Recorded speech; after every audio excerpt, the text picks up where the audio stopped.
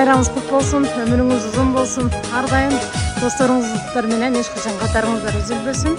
Биз Москва шаарында жүргөн досуңуз Удачи жана Райхан атынан келдик. Сизге аз да болсо ырсаттары бар. Жан дүйнөн күтөгөндөй сыныгым. Кудай мага ыраа көргөн сыйлыгым. Жакшы көрүп, жакын көрүп сырдашым.